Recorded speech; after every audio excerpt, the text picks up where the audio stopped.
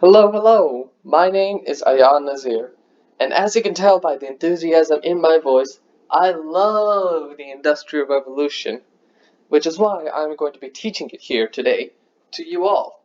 I believe this lesson would be for 5th graders and above, or if you want an age limit to that, 9 years above. That doesn't mean that if you are less than more or less of a 5th grader or a 9-year-old that you shouldn't be here. If you're interested and you'd like to learn, then stick around. Now, basically in this lesson, we won't be necessarily going into the products and what came out of the revolution. We'll be going into the importance, like the causes and effects, the examples of important changes, and all those type of things, which you see from these skills. We also have an activity, which you will need a piece of paper and a pencil for. So stick around for that. Now, what is the Industrial Revolution? When you hear the word revolution, you usually think of a war of independence like the American Revolution, where Great Britain and America fought for independence. Now, this isn't that type of revolution. Instead, this is a revolution where products or innovations became more efficient and advanced. Basically, before the Industrial Revolution, things weren't as efficient and things were very slow. But the Industrial Revolution changed this. Some examples of this are steam engines. Steam engines caused factory production where many things would be produced, such as clothes, to go many times faster, like tenfold times faster. Another innovation are railroads. Before going from the east coast of America to the west coast, basically New York to California, it would take months to go by horse carriage. But then railroads were invented, and it would take probably up to a few days. Another innovation are telegraphs. From faraway places, it would take weeks for a message to arrive. But now you would have it in your hands in a matter of a few seconds. Now, the Industrial Revolution also caused a change of where people lived. Before the Industrial Revolution was the Agricultural Revolution. This revolution caused people to move This revolution caused small farms to be destroyed and large farms to take over, meaning people didn't do agricultural stuff anymore. Instead, the factory jobs were invented, and so people would move to these factory locations, and which were in major cities, which caused major cities to become populated. Furthermore, villages, usually with rivers, since that was very useful for products of the Industrial Revolution, began to industrialize, which means that factories and many people would come in, which turned them into major cities as well. Now, to go more into detail of that, let's go over the causes of the revolution. What caused the Industrial Revolution? Now, first thing that caused it was free markets. Before it used to be that the governments got everything, the governments control everything, but over time, because of Enlightenment ideas, which is basically where people wanted more independence, more freedom, the governments began to loose up on these things, which means free markets formed. These free markets basically caused many people to take more risks because they didn't have to go through the government to do something anymore. They could just sell something whatever they wanted. Another reason is a lot of resources. During this time, there was a lot of resources that are available for the revolution, and they were being mined at an excessive amount, such as coal. Coal was abundant at the time. They had a lot of it, and it was basically ready for use. It was very cheap. This meant that people can test their innovations and sell it, and it would be very cheap because of the amount of resources that are available to use them. Another reason, which I've gone over before, is the agricultural revolution. Large farms caused small farms to be destroyed, which means people were out of jobs, and they needed a way to make money. So a lot of people moved into major cities or industrialized areas, which became major cities. Finally, the reason is for innovative ideas and innovative people. This is a tongue twisters. Many innovations and innovative people innovating. What that meant was that a lot of people had many ideas that they wanted to test out that they thought could make the world a better place. They tested it out, and some of those ideas became important in the world. Now, we are going to go use an activity. For this activity, you will need a piece of paper and pencil. So you're probably going to be pausing the video a lot. I'm not going to stop very long. I would recommend pausing when I tell you to. So go get a paper and a pencil. Alright, assume you are back now. Now on this paper, you will draw a village and using these steps that I provide to you. Now let's set the setting. It's a 1745. This is a small village with around a few hundred people. There's a river going around because people need water to grow their crops. Now there's a key on the top right, and what you'll need to do is draw the following using the key. I need you to draw 10 houses, 1 church, 1 cemetery, 1 store, 1 pub, and 1 coal mine. Now pause the video and draw this. I assume you are done drawing now. Now, why are these things being drawn?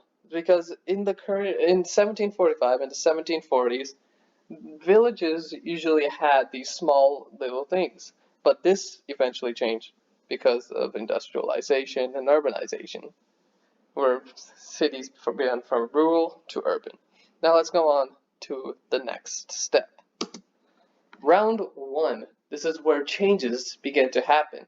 It is now 1773, around maybe almost 30 years or so, and the town has a canal and a factory because of the river. A person came in and decided to make a river, or make a canal, and another person came in to make a factory because they wanted their industrialized products to do well. So what you need to do is along the river that you drew on your paper, you need to draw a canal and 1 factory. And now people are moving in, so you need to draw 5 houses. I'll pause the video and draw those. I assume that you are now done drawing, which means we'll go on to the next round. Round 2, it is 1781, I think around 10 years more now, and the first factory that you drew has caused a lot of success. A lot of people saw this success and wanted to move in their factories. So you must draw, and this factories cause the bridges to be built because there's a lot of people going around now. Now, draw 1 bridge, 3 factories, 10 houses, 3 tenements, 1 church, 1 pub, 1 store. So, what is a tenement? Tenement is like the modern day apartment. A lot of people are now moving in, so there's not much room left, which means people are moving into tenements, since that's a smaller option, and you can build more land. You can use less land to build more living areas for people. Now pause the video and draw that. I assume you are done drawing, which means we will go on to the next round. Round 3, it is around 20 years later, and the new inventions have caused so the factories do not need to use the water to operate anymore. And now coal, remember the mine that you drew? Coal is now very important, as I said before. And so you need to draw the following: 3 pubs, 3 tenements, 1 factory, 10 houses, 10 steam factories, and 1 coal mine. Now that 1 factory came in between that time, and now these 10 steam factories are not required to be along the river. And now you can see a massive population boom because there's 3 tenements and 3 new pubs. You can also see that coal becomes very important. There's a new coal mine. Now pause the video and draw that. I assume that you are done drawing. Now we will go on to the next round. It is around 40 years later, and women and children around this time, they cost less as jobs than men did. So that gave them more opportunities. They could work more and stuff. This caused men to, because they didn't have much time, because people didn't want to hire them since they cost more than women and children. This caused them to have a lot of free time, and so they went usually to crime and pubs, and reckless. And the women and children, they weren't as careful as the men, especially the children. So they would cause reckless accidents, and usually children have a developing system. So children wouldn't be able to develop if they had unhealthy work conditions from toxics from the factories. So there were some harmful outcomes. Now you need to draw one more coal mine because there's more people moving in, more resources that need to come out. One cemetery, a lot of people dying, especially the children, since their underdeveloped bodies cannot handle the toxics.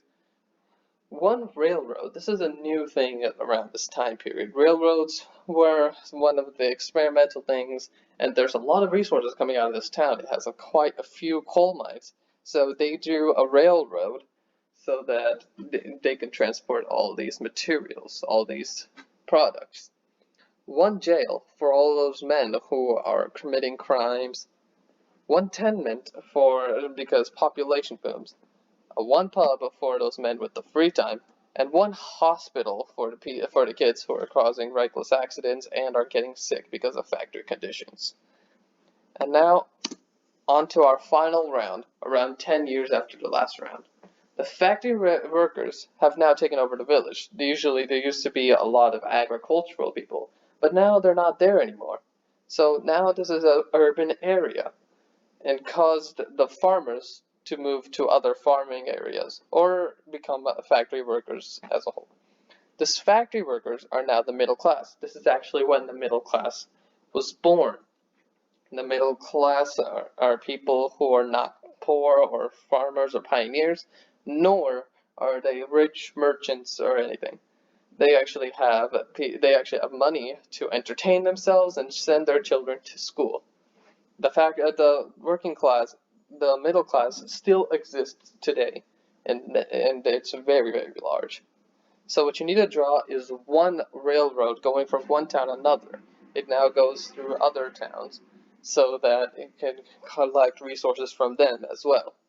You need to draw three tenements. Three tenements because there's a lot of people moving in, and now there's not that much room left, as you can see. So the middle class tends to live in these tenements. One museum slash theater. This is actually one thing you can see on the top right, the key. This is for entertainment purposes. One school because the middle class now can have their children going to school, especially the rich class. So the children could be working at factories and or going to school. 10 houses. A lot of people are still moving in. One store moving in, and 3 factories. The town is doing great, so they need factories in the town. Now look at your village. It has changed a lot, hasn't it? This is how I drew it. In the beginning, my village looked like this. Before round 1, this is round 0 when we started. And then at the end, it looked a little more like this. You can see that a lot of change happened. There's a lot more stuff here. The land's very crowded. So, what have you learned from this? You've learned that towns rapidly grew and changed. They changed from rural areas with hundreds of people to urban areas like this with thousands and even tens of thousands of people. This happened to a lot of cities across the industrialized areas. You learn that women and children tended to work more. They cost less, so the women and children would work more, which you can see from all these pubs that are established in prisons because men aren't working that much anymore around this time. You could see that medicine improved. Some hospitals were established, innovations came in, factory conditions were eventually turned down a few notches to become more safer. You can see education improve. Factories are coming in, which means people were taught how to operate these machines. there's schools around now so people can learn.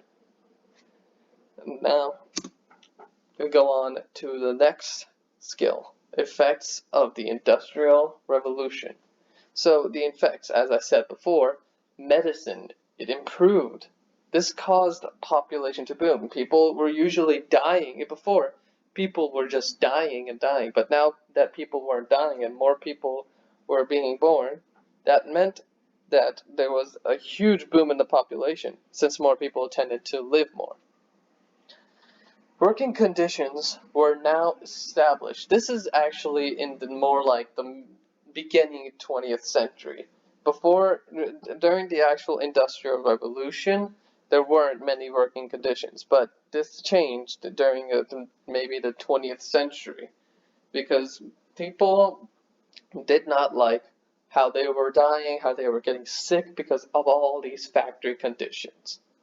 Cities became more populated, leaving small living families than before. So before it used to be villages with small populations, and now there are tens of thousands of people.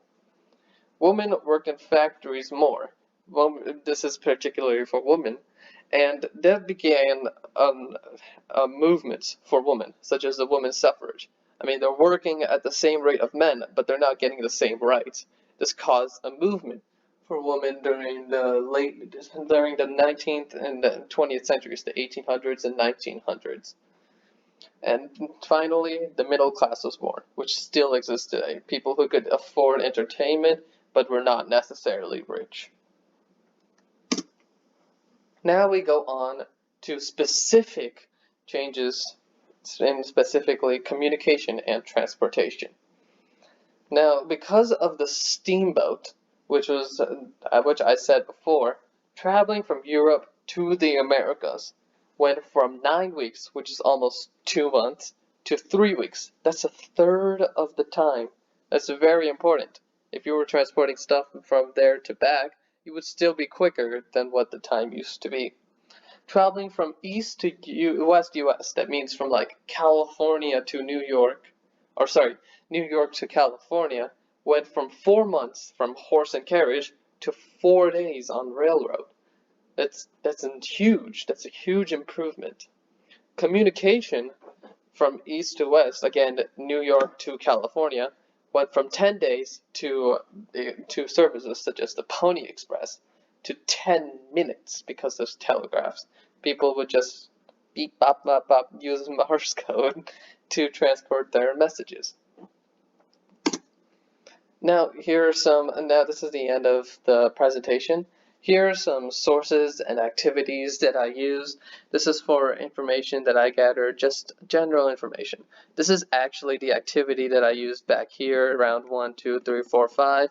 And this activity, it's on this site over here.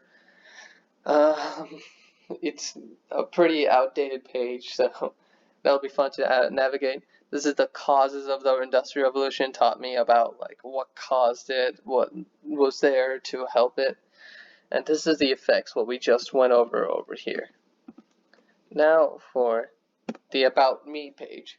I am Ayan Nazir, a junior, and I love biking and binging shows. I'll be a junior next year. I'll hopefully be in college the year 2022.